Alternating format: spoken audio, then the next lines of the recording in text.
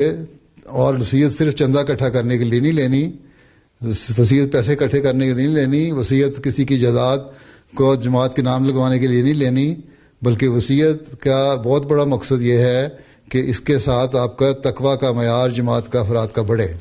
ٹھیک ہے، ان میں زیادہ سے زیادہ لوگ وہ ہوں جو اللہ تعلق باللہ میں پڑھنے والے ہوں، زیادہ سے زیادہ لوگ وہ ہوں جو نمازوں کی حقیقت میں صحیح ادائیگی کرنے والے ہوں، زیادہ سے زیادہ وہ لوگ ہوں جو قرآن کریم کو تلاوت کرنے والے اور اس پہ غور و خوض کرنے والے ہوں. وصیت کا شعبے کا ایک کام ایک زمانے میں خلیفۃ مسیح ثالث نے قرآن کریم پڑھانا اور پڑھنا بھی دیا تھا.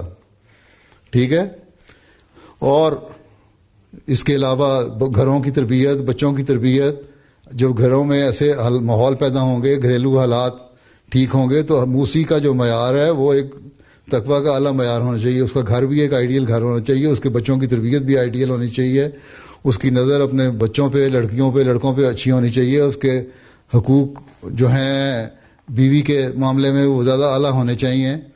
یہ اصل مقصد ہے وصیت کا.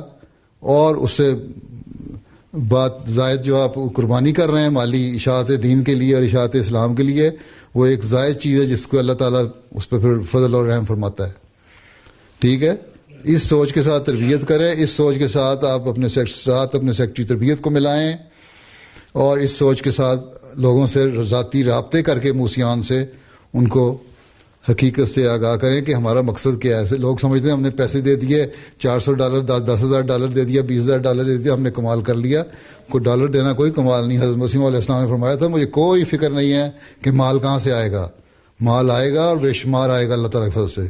مجھے فکر ہے تو صرف یہ ہے کہ تمہاری تقویٰ کا معیار قائم رہے گا کہ نہیں. بس وصیت کے شعبے کا بہت بڑا ایک کام یہ ہے.